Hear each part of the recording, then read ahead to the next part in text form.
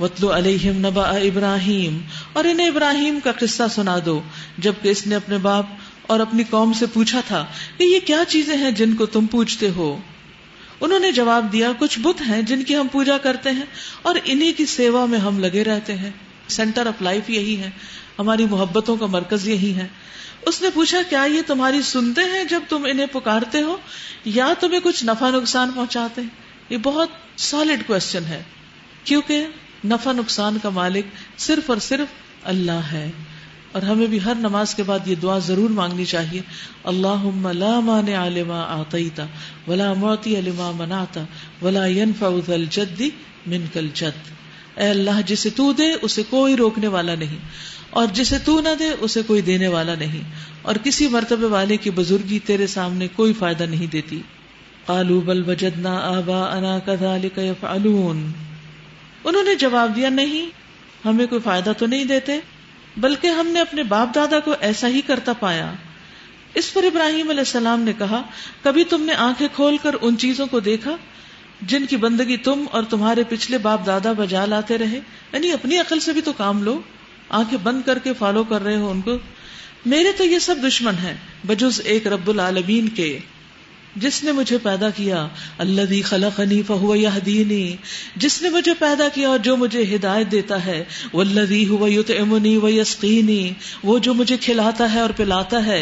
واذا مرضت فہو یشفینی، اور جب میں بیمار ہوتا ہوں تو وہی مجھے شفا دیتا ہے. والذی یمیتنی ثم یحیینی، وہی جو مجھے موت دے گا اور پھر دوبارہ زندگی بخشے گا. والذی اطمع ان یغفر لی خطیئتی یوم الدین، اور جس سے میں امید رکھتا ہوں کہ روز جزا وہ میری خطا معاف فرما دے گا. یہ ہے رب العالمین جس کو ابراہیم علیہ السلام پوجتے تھے، اور اس کے برعکس پوری قوم آنکھیں بند کیے ہوئے ان بے جان بتوں کی پوجا میں لگی ہوئی تھی جو کچھ بھی نہیں کرتی، نہ کھلاتے ہیں نہ پلاتے ہیں. یعنی مجھے بتاؤ تمہارے بت تمہیں کیا دیتے ہیں کہ تم ان کی اتنی سیوا کرتے ہو، اور میرا رب تو مجھے اتنا کچھ دیتا ہے تو تم میرے رب کی پیروی کیوں نہیں کرتے؟ اس کے بعد انہوں نے دعا مانگی. کیا دعا؟ رب ہب لی حکما والحقنی بالصالحین. اس سے پہلے کس پیغمبر نے صالحین کے الحاق کی دعا کی تھی؟ یوسف علیہ السلام. ابراہیم علیہ السلام بھی یہی کہتے ہیں، والحقنی بالصالحین، کیونکہ انسان جس سے محبت کرتا ہے اسی کے ساتھ ہوگا. تو ہم سب کو اپنی محبتوں کا جائزہ لینا چاہیے کہ ہم کس کس سے محبت کرتے ہیں اور ان کے اخلاق اور کردار اور ایمان کیسے ہیں، کس درجے کے ہیں. انس بن مالک کہتے ہیں، ایک شخص نے رسول اللہ صلی اللہ علیہ وسلم سے قیامت کے بارے میں پوچھا کہ کب قائم ہوگی، قیامت کس دن آئے گی. آپ نے فرمایا، تم نے اس کے لیے کیا تیاری کی ہے، تمہاری کیا پریپریشن ہے؟ اس نے عرض کیا، کچھ بھی نہیں سوائے اس کے کہ میں اللہ اور اس کے رسول سے محبت رکھتا ہوں. آپ نے فرمایا، پھر تم انہی کے ساتھ ہوگے جن سے تم محبت رکھتے ہو. حضرت انس کہتے ہیں، ہمیں کبھی کسی بات سے اتنی خوشی نہیں ہوئی تھی جتنی یہ حدیث سن کر ہوئی تھی کہ تم انہی کے ساتھ ہوگے جن سے تم محبت رکھتے ہو. حضرت انس نے کہا، میں بھی نبی صلی اللہ علیہ وسلم سے اور ابو بکر سے اور عمر سے محبت رکھتا ہوں، اور ان سے اپنی اس محبت کی وجہ سے امید رکھتا ہوں کہ میں ان کے ساتھ ہوں گا اگرچہ میں نے ان جیسے عمل نہیں کیے. تو ہم سب بھی حضرت ابو بکر، حضرت عمر، حضرت علی، حضرت عثمان، ان سب سے محبت رکھتے ہیں اگرچہ ہمارے عمل کچھ بھی نہیں. تو محبت بہت سے فاصلے طے کر دیتی ہے. قریب کے لوگوں کو محبت نہ ہو تو دور کر دیتی ہے، اور دور کے لوگوں کو محبت ہو تو قریب کر دیتی. اور محبت تو انسان نے کسی سے کرنی ہی ہوتی، اس کے بغیر وہ رہ نہیں سکتا. جیسے کھانا کھانا ہوتا ہے نا، تو محبت بھی اس نے کرنی ہے. تو محبت اس سے کرے جس کی محبت اس کو آخرت میں فائدہ دے، اور وہ ہے نیک لوگوں کی محبت. من النبیین والصدیقین والشہداء والصالحین وحسن اولئک رفیقا. اور یہ کتنے اچھے دوست ہیں، کتنے اچھے ساتھی ہیں. وَاجْعَلْ لِي لِسَانَ صِدْقٍ فِي الْآخِرِينَ. اور بعد کے آنے والوں میں مجھے سچی ناموری عطا کر. وَاجْعَلْ لِي مِن وَرَثَةِ جَنَّةِ النَّعِيمِ. اور مجھے جنت نعیم کے وارثوں میں شامل کر لے. وَاغْفِرْ لِأَبِي. اور میرے باپ کو معاف کر دے، بے شک وہ گمراہ لوگوں میں سے ہے. اور مجھے اس دن رسوا نہ کرنا جب سب لوگ زندہ کر کے اٹھائے جائیں گے، جبکہ نہ کوئی مال فائدہ دے گا نہ اولاد. سوچیے اپنے مال کے بارے میں، سوچیے اپنی اولاد کے بارے میں. قیامت کے دن ان میں سے کوئی کام نہیں آئے گا. کوئی نہیں بچائے گا، کوئی نہیں چھڑائے گا. اگر آپ کے اعمال نامے میں نیک عمل کم ہوئے تو کوئی اپنے آپ کو نہیں دے گا، اور مال تو یہاں رہ جائے گا، وہاں آپ اس سے کچھ اور خرید نہیں سکیں گے اس وقت، نہ صدقہ کر کے کوئی نیکیاں کما سکیں گے جو آج کر سکتے ہیں. تو جس دن نہ مال کام آئے گا، نہ اولاد کام آئے گی، نہ بیٹے کام آئیں گے. الا من اتى اللہ بقلب سلیم، سوائے اس کے کہ جو شخص قلب سلیم لیے ہوئے اللہ کے حضور حاضر ہو. قلب سلیم لیے ہوئے. قلب سلیم کی علامات کیا ہوتی، نشانیاں کیا ہوتی؟ عبداللہ بن عمر کہتے ہیں کہ اللہ کے رسول صلی اللہ علیہ وسلم سے پوچھا گیا کون سے عمل افضل ہیں؟ آپ نے فرمایا کہ ہر پاک صاف دل والا. قلب سلیم کس کا ہے؟ پاک صاف دل والا، زبان کا سچا. لوگوں نے کہا زبان کے سچے کو تو ہم پہچانتے ہیں، لیکن پاک صاف دل والا کون ہے؟ فرمایا پرہیزگار، صاف ستھرا، جس کے دل میں نہ گناہ ہو، نہ ظلم، نہ کینہ، نہ حسد. یہ ہے قلب سلیم. کنگالیے اپنے دل کو، دیکھیے کسی کے بارے میں بدگمانی، حسد، کینہ، بغض، اور شاید آپ کو نہ ہی نظر آئے، کیونکہ دل میلا ہو تو نظر نہیں آتے داغ دبے، دل صاف ہو تو پھر نظر آتے ہیں. پھر چھوٹا سا بھی حسد اور بغض نظر آنے لگتا ہے. سوچئے آپ کس کس کی برائی کرتے ہیں؟ جس کی برائی آپ کرتے ہیں وہ وہی ہے جس کے بارے میں آپ کا دل صاف نہیں. کیونکہ جب انسان کے دل میں کسی کے بارے میں کوئی بات آ جاتی ہے تو پھر وہ اس کو وینٹ آؤٹ کرنے کے لیے کوئی راہ ڈھونڈتا ہے، پھر وہ اس کے لیے غیبت کرتا ہے. تو دل کو سلامت رکھنا ایک بہت بڑا جہاد ہے. الا من اتى اللہ بقلب سلیم، یعنی دل دیکھے جائیں گے بیسیکلی ہمارے، کہ دلوں میں کیا ہے، نیتوں میں کیا ہے، ارادے کیسے تھے، خواہشات کیا تھی، تمنائیں اور آرزویں کیا تھی، کس لیے جیتے تھے، کس لیے مرے تھے. وَأُزْلِفَتِ الْجَنَّةُ لِلْمُتَّقِينَ وَبُرِّزَتِ الْجَحِيمُ لِلْغَاوِينَ. اس روز جنت پرہیزگاروں کے قریب لے آئی جائے گی اور دوزخ بہکے ہوئے لوگوں کے سامنے کھول دی جائے گی، اور ان سے پوچھا جائے گا کہ اب کہاں ہیں وہ جن کی تم اللہ کو چھوڑ کر عبادت کرتے تھے؟ کیا وہ تمہاری کچھ مدد کر رہے ہیں یا خود اپنا بچاؤ کر سکتے ہیں؟ پھر وہ معبود اور یہ بہکے ہوئے لوگ اور ابلیس کے لشکر سب کے سب اس میں اوپر تلے دھکیل دیے جائیں گے. اللہ اکبر. اس وقت آپ دیکھیے کہ تھوڑی دیر کے لیے بجلی گئی ہے تو کس طرح عجیب حالت ہو رہی ہے. تو کہاں یہ کہ قیامت کے دن ابلیس کے لشکر اور برے لوگ اور اگلے پچھلے سب دھونس دیے جائیں گے جہنم میں، یعنی ٹھونس دیے جائیں گے. کیا حال ہوگا؟ ایک آگ اور ایک گرمی اور دوسرے لوگوں کی گرمی، کیونکہ لوگوں کے جسم جل رہے ہوں گے، اس سے بھی ایک عجب گرمی نکل رہی ہوگی، وہ مزید گرمی میں اضافہ کر دے گی. تو اس لیے رو رو کے اپنے لیے دعا کیا کریں کہ اللہ تو ہمیں آگ کے عذاب سے بچا لے. قالوا وهم فيها يختصمون. وہاں پر وہ کیا کریں گے؟ آپس میں جھگڑیں گے. اور یہ بہکے ہوئے لوگ اپنے معبودوں سے کہیں گے اللہ کی قسم ہم تو سری گمراہی میں مبتلا تھے جبکہ تم کو رب العالمین کی برابری کا درجہ دے رہے تھے. غلطی ہماری تھی اور وہ مجرم لوگ ہی تھے جنہوں نے ہم کو اس گمراہی میں ڈالا. اب نہ کوئی ہمارا سفارشی ہے اور نہ کوئی جگری دوست. کاش ہمیں ایک دفعہ پھر پلٹنے کا موقع مل جائے تو ہم مومن ہوں گے. ان فی ذلک لآیہ وما کان اکثرهم مؤمنین. یقیناً اس میں ایک بڑی نشانی ہے مگر ان میں سے اکثر لوگ ایمان لانے والے نہیں. وان ربک لہو العزیز الرحیم.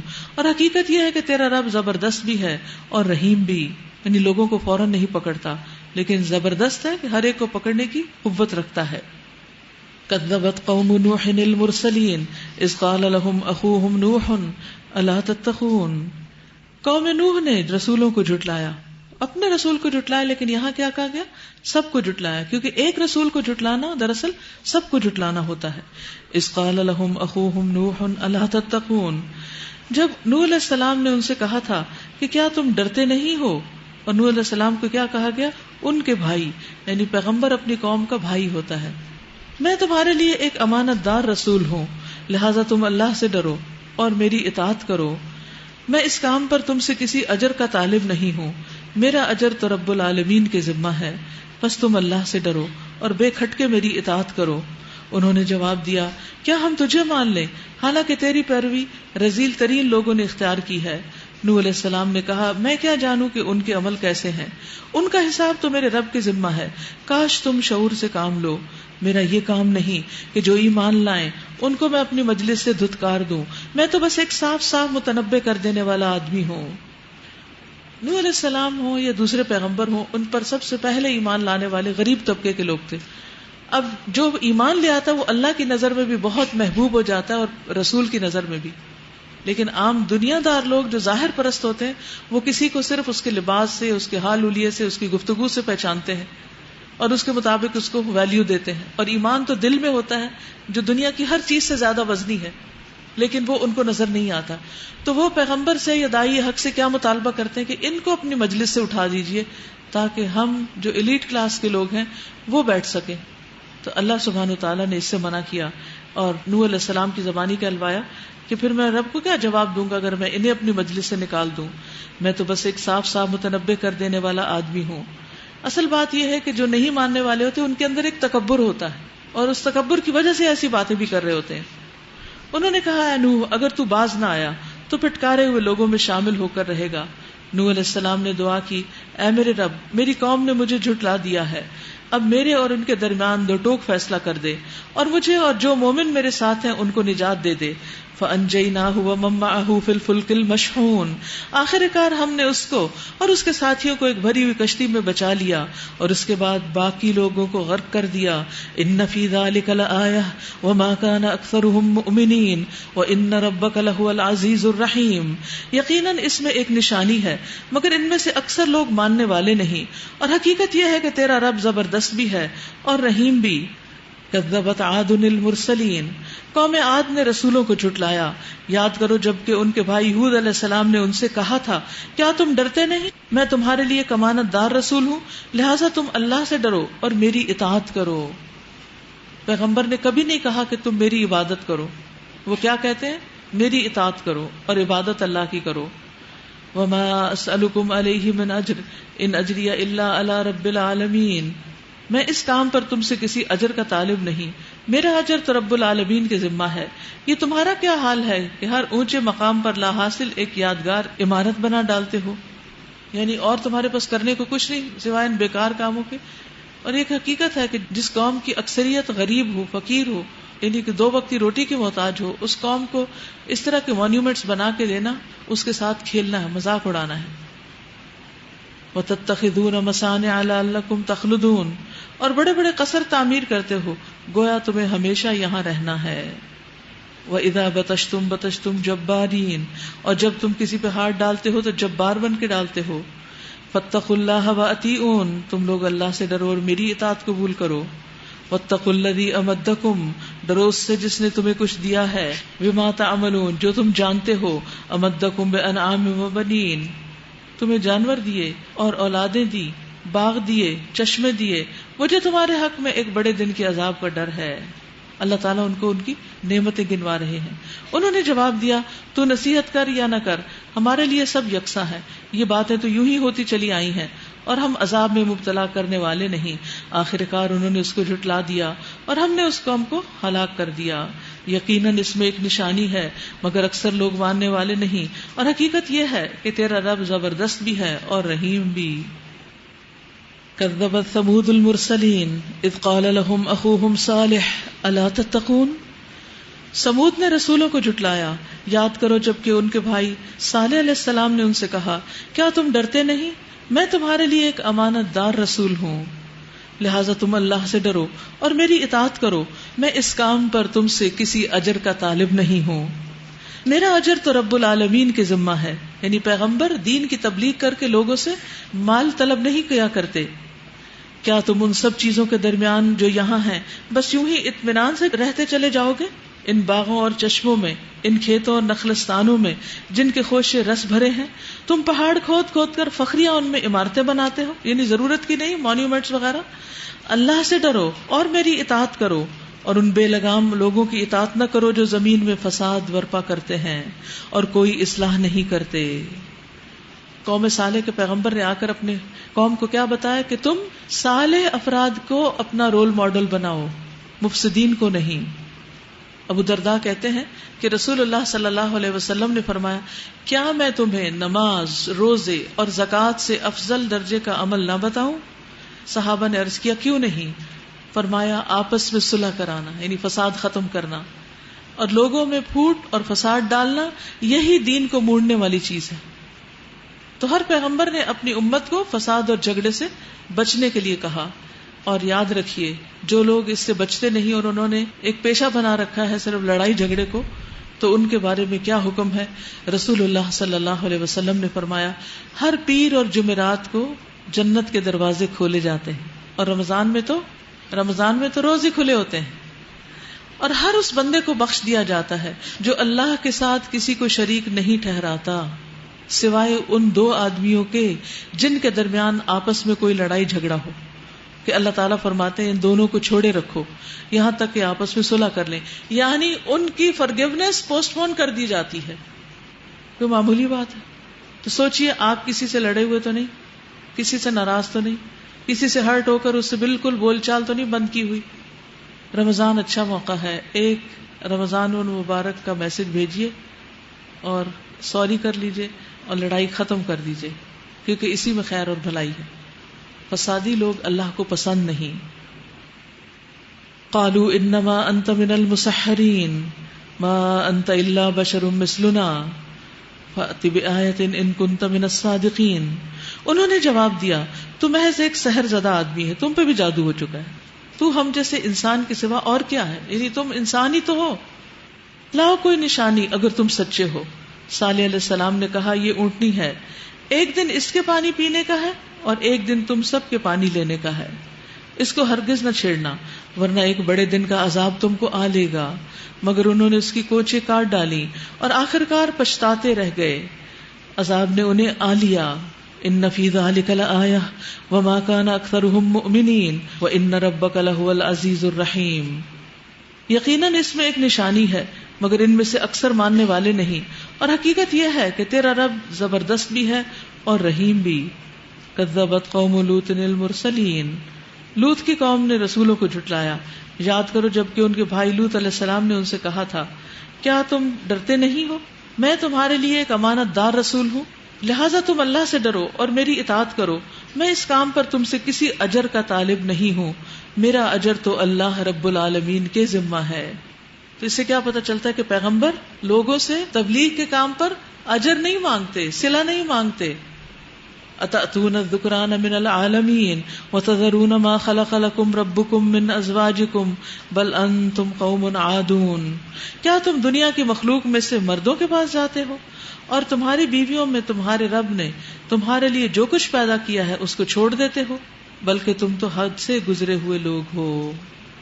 اب دیکھیے کہ اللہ سبحانہ وتعالی عمل قوم لوط سے کیوں روکتا ہے؟ کیونکہ اللہ تعالیٰ عورت کے حقوق کا تحفظ چاہتا ہے۔ ایک مرد کو اگر صرف مرد سے ہی دلچسپی ہو تو پھر گھر کا کیا ہوگا؟ اگر عورت سے دلچسپی نہیں اس کی، عورت سے نہیں تو پھر بچوں سے بھی نہیں ہوگی، گھر سے بھی نہیں ہوگی، اور بھی بہت سی چیزوں سے۔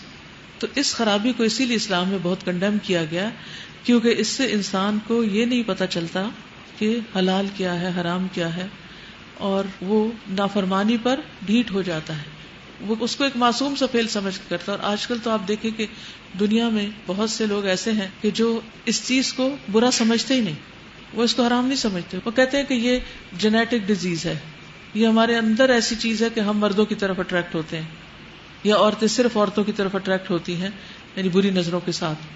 تو یہ جینیٹک نہیں ہے۔ اللہ سبحانہ وتعالیٰ نے انسانوں کے اندر کوئی ایسی چیز نہیں ڈالی کہ جس سے وہ اسی کے حکم کو جھٹلانا شروع کر دیں مجبور ہو کر۔ تو ان کا جواب اور رسپانس دیکھیے، قالوا لئن لم تنتهي يا لوط لتكونن من المخرجين قال انی لعملکم من القالین۔ انہوں نے کہا اے لوط اگر تو ان باتوں سے باز نہ آیا تو جو لوگ ہماری بستیوں سے نکالے گئے ہیں ان میں تو بھی شامل ہو کر رہے گا۔ یعنی اس سے پہلے جس نے بھی ہمارے خلاف زبان کھولی ہے یا ہماری حرکتوں پر کوئی احتجاج کیا ہے یا ہماری مرضی کے خلاف کام کیا، اسے ہم نے بستی سے ہی نکال دیا، اور یہاں صرف ایک ہی جیسے لوگ رہتے ہیں جن کا ایک ہی انٹرسٹ ہے، اور تو بھی ان میں شامل ہو کر رہے گا۔ اس نے کہا تمہارے کرتوتوں پر جو لوگ اڑ رہے ہیں میں ان میں شامل ہوں، اے پروردگار مجھے اور میرے اہل و عیال کو ان کی بدکرداریوں سے نجات دے۔ اب لوط علیہ السلام اللہ تعالیٰ کو پکارتے ہیں۔ یہی ہم سب کو کرنا چاہیے کہ جب ہم اپنا میسج کنوے کر دیں اور دوسری طرف سے دھمکیاں ملنا شروع ہو جائیں تو آپ اپنے رب کا دامن تھام لیں، دعاؤں کی کثرت کر دیں، خوب خوب اللہ کو پکاریں، رو رو کر پکاریں، اور اللہ تعالیٰ سننے والا ہے۔ تو انہوں نے رب العالمین کو کیا پکارا کہ مجھے اور میرے اہل و عیال کو ان بدکرداریوں سے نجات دے۔ آخر کار ہم نے اسے اور اس کے سب اہل و عیال کو بچا لیا سوائے ایک بڑھیا کے جو پیچھے رہ جانے والوں میں سے تھی، یعنی ان کی بیوی۔ باقی ماندہ لوگوں کو ہم نے تباہ کر دیا اور ان پر برسائی ایک برسات، بڑی ہی بری بارش تھی جو ان ڈرائے جانے والوں پر نازل ہوئی۔ ان فی ذلک لآیہ وما کان اکثرهم مؤمنین وان ربک لہو العزیز الرحیم۔ یقیناً اس میں ایک نشانی ہے مگر ان میں سے اکثر لوگ ماننے والے نہیں، اور حقیقت یہ ہے کہ تیرا رب بڑا زبردست اور رحیم ہے۔ کذب اصحاب الایکۃ المرسلین، اصحاب الایکہ نے رسولوں کو جھٹلایا۔ اذ قال لهم شعیب الا تتقون، یاد کرو جب کہ شعیب علیہ السلام نے ان سے کہا تھا کیا تم ڈرتے نہیں؟ آپ دیکھ رہے ہیں سملیرٹی سارے پیغمبروں کی باتوں میں، سارے آ کے اپنے رب کی بات کرتے ہیں اور کہتے ہیں تم رب سے ڈرتے نہیں، تمہیں ڈر نہیں لگتا کہ تم کس کی نافرمانی کر رہے ہو؟ انی لکم رسول امین فاتقوا اللہ واطیعون، سیم میسج، میں تمہارے لیے ایک امانت دار رسول ہوں، لہٰذا تم اللہ سے ڈرو اور میری اطاعت کرو۔ وما اسألکم علیہ من اجر ان اجری الا علی رب العالمین، میں اس کام پر تم سے کسی اجر کا طالب نہیں، میرا اجر تو رب العالمین کے ذمہ ہے۔ پھر وہی بات کہی انہوں نے بھی، اوفوا الکیل ولا تکونوا من المخسرین، پیمانے ٹھیک بھرو اور کسی کو گھاٹا نہ دو۔ یہ لوگ تجارت پیشہ لوگ تھے، قوم شعیب جو تھی، تو ان کا جو ویک پوائنٹ تھا وہ تجارت تھی، اور اس میں وہ لوگوں کو ناپ تول میں کمی کرتے تھے۔ صحیح ترازو سے تولو، لوگوں کو ان کی چیزیں کم نہ دو، زمین میں فساد نہ پھیلاتے پھرو، اور اس ذات کا خوف کرو جس نے تمہیں اور گزشتہ نسلوں کو پیدا کیا۔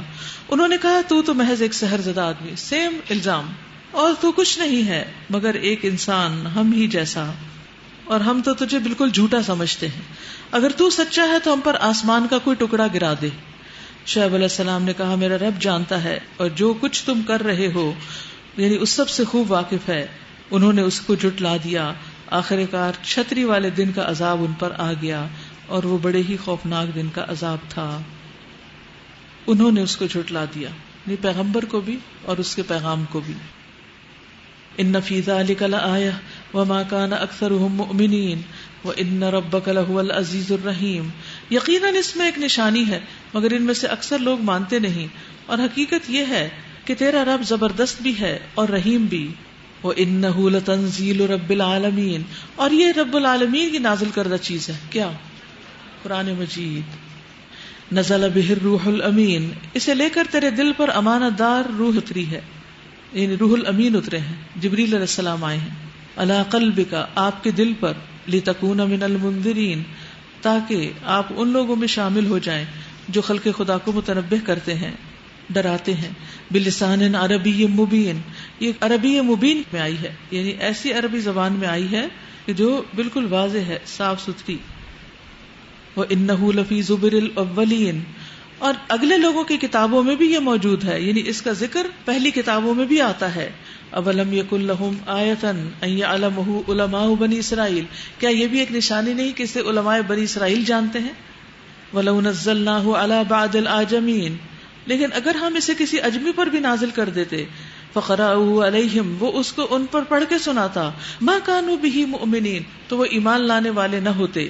کذالک سلکناہ فی قلوب المجرمین، اسی طرح ہم اس ذکر کو مجرموں کے دلوں میں سے گزار رہے ہیں۔ لا یؤمنون بہ، یہ اس پر ایمان نہیں لاتے، حتی یروا العذاب العلیم، یہاں تک کہ دردناک عذاب کو نہ دیکھ لیں۔ فیأتیہم بغتۃ وہم لا یشعرون، بس وہ اچانک ان کے پاس آئے گا جبکہ وہ بے خبر ہوں گے، لا یشعرون، شعور بھی نہ ہوگا ان کو۔ فیقولوا هل نحن منظرون، تو پھر اس وقت وہ کہتے ہیں کیا اب ہمیں کوئی مہلت مل سکتی ہے؟ افبعذابنا یستعجلون، کیا یہ لوگ ہمارے عذاب کے لیے جلدی مچا رہے ہیں؟ تم نے کچھ غور کیا؟ اگر ہم انہیں برسوں تک عیش کرنے کی بھی مہلت دے دیں اور پھر وہی چیز ان پر آ جائے جس سے انہیں ڈرایا جا رہا تھا، تو وہ سامان زیست جو ان کو ملا ہوا ہے ان کے کس کام آئے گا؟ دیکھو، ہم نے کبھی کسی بستی کو اس کے بغیر ہلاک نہیں کیا کہ اس کے لیے خبردار کرنے والے، حق کے نصیحت ادا کرنے والے موجود تھے، اور ہم ظالم نہ تھے۔ یعنی اللہ سبحانہ وتعالی حجت تمام کرنے کے بعد ہی تباہ کرتے ہیں۔ وما تنزلت بہ الشیاطین، اور اس کتاب مبین کو شیاطین لے کر نہیں اترے، اور یہ کام ان کو سوچتا بھی نہیں، اور نہ وہ ایسا کر سکتے ہیں، وہ تو اس کی سماعت تک سے دور رکھے گئے ہیں، یعنی سن بھی نہیں سکتے کچھ بھی نہیں، بلکہ جب وحی آ رہی ہوتی ہے تو دیکھتے بھی نہیں۔ فلا تدع مع اللہ الہا آخر فتکون من المعذبین. بس اے محمد صلی اللہ علیہ وسلم، اللہ کے ساتھ کسی دوسرے کو معبود نہ پکارو ورنہ تم بھی سزا پانے والوں میں ہو جاؤ گے. اپنے قریب ترین رشتہ داروں کو ڈراؤ. واخفض جناحک لمن اتبعک من المؤمنین. اور ایمان لانے والوں میں سے جو لوگ تمہاری پیروی اختیار کریں ان کے ساتھ تواضع سے پیش آؤ. ان کے ساتھ تواضع سے پیش آؤ. اس میں ایک بہت زبردست اخلاق بتایا جا رہا ہے، سکھایا جا رہا ہے. ایک داعی حق کا فرض کیا بنتا ہے کہ لوگوں کو حق بات بتائے، اور جب وہ اس کو مان جائیں تو پھر ان کو سپورٹ دے، ان کو مدد دے. آپ دیکھیے کہ اس وقت دنیا میں کتنے ہی نان مسلم جو ہیں وہ مسلم ہوئے، لیکن ان میں سے ایک بڑی تعداد پھر واپس اسلام سے نکل گئی. کیا آپ کو معلوم ہے کیوں؟ کیونکہ ان کے پاس سپورٹ نہیں تھی. ان کی فیملیوں نے ان کو باہر نکال دیا، اور ادھر سے مسلم شادی کرنے کو بھی تیار نہیں ہوتے. کیا کہتے ہیں، ہاں ہم ایسے لڑکی یا لڑکے سے شادی کریں جس کا پیچھے خاندان کا ہی نہیں ہم کو پتا، اور یہ تو ہماری ذات کے نہیں، اور یہ ہمارے کلچر کے نہیں، اور معلوم نہیں کیسی کیسی باتیں کر کے ان کو کسی قسم کی مورل سوشل کوئی سپورٹ نہیں دیتے. نتیجہ کیا ہوتا ہے؟ جب بالکل تنہا رہ جاتے ہیں، مصیبتوں میں گھر جاتے ہیں، شیطان آتا ہے اور بہکا کر ان کو دوسری طرف لے جاتا ہے. تو دین کی تبلیغ کرنے والے داعی حق کو یہ کرنا چاہیے کہ وہ جس کو بتائے پھر اس کے ساتھ محبت کا سلوک کرے اور اس کے ساتھ احسان کے ساتھ پیش آئے. نبی صلی اللہ علیہ وسلم کا ایسے لوگوں کے ساتھ کیا معاملہ ہوتا تھا؟ حضرت انس کہتے ہیں کہ نبی صلی اللہ علیہ وسلم بہت رحم دل تھے. جب کوئی آپ کے پاس آتا تو آپ اس سے کچھ دینے کا وعدہ کر لیتے اور اس کو پھر پورا کرتے. یہ تو دے دیتے، نہ ہوتا تو وعدہ کر لیتے، بشرطے کہ وہ چیز آپ کے پاس ہوتی. ایک بار نماز کی اقامت گئی، سوچئے صف میں کھڑے ہیں سب. ایک اعرابی نے آپ کے پاس آ کر آپ کا کپڑا پکڑ لیا، جیسے بچے نہیں ماں کا پکڑ لیتے کپڑا، اور بولا کہ میرا ایک ذرا سا کام رہ گیا ہے، مجھے ڈر ہے کہ میں اسے کہیں بھول نہ جاؤں. آپ اس کے ساتھ چلے گئے یہاں تک کہ اس کی ضرورت پوری کر دی اور اس کے بعد آ کر نماز پڑھی. آپ اس کے ساتھ چلے گئے اس کا کام کرنے کے لیے. فَإِنْ أَسَوْكَ فَقُلْ إِنِّي بَرِيءٌ مِّمَّا تَعْمَلُونَ. لیکن اگر وہ تمہاری نافرمانی کریں تو ان سے کہہ دو کہ جو کچھ تم کرتے ہو میں اس سے بری ذمہ ہوں، اور اس زبردست اور رحیم پر توکل کرو جو اس وقت تمہیں دیکھ رہا ہوتا ہے جب تم اٹھتے ہو، یعنی صبح تہجد کے لیے، اور سجدہ گزار لوگوں میں تمہاری نقل و حرکت پر نگاہ رکھتا ہے. یعنی یہ کام ہے مشکل، لیکن اس میں بھروسہ اللہ پر کرنا ہوگا. وہ سب کچھ سننے اور جاننے والا ہے. لوگوں، کیا میں تمہیں نہ بتاؤں کہ شیاطین کس پر اترتے ہیں؟ تنزل علی کل افاک اثیم. وہ ہر جال ساز بدکار پر اترا کرتے ہیں، یعنی شیطان ان کو آ کر مدد دیتے ہیں. یلقون السمع واکثرهم کاذبون. سنی سنائی باتیں کانوں میں پھونکتے ہیں اور ان میں سے اکثر جھوٹے ہوتے ہیں. یعنی آسمان سے کچھ باتیں سن کر زمین پر آ کر جن کاہنوں سے ان کی دوستی ہوتی ہے ان کو کئی جھوٹ ملا کر دے دیتے ہیں اور اس پر یقین کر کے لوگوں کو آگے بتانے لگتے ہیں. والشعراء یتبعهم الغاوون. رہے شعراء تو ان کے پیچھے بہکے ہوئے لوگ ہی چلا کرتے ہیں.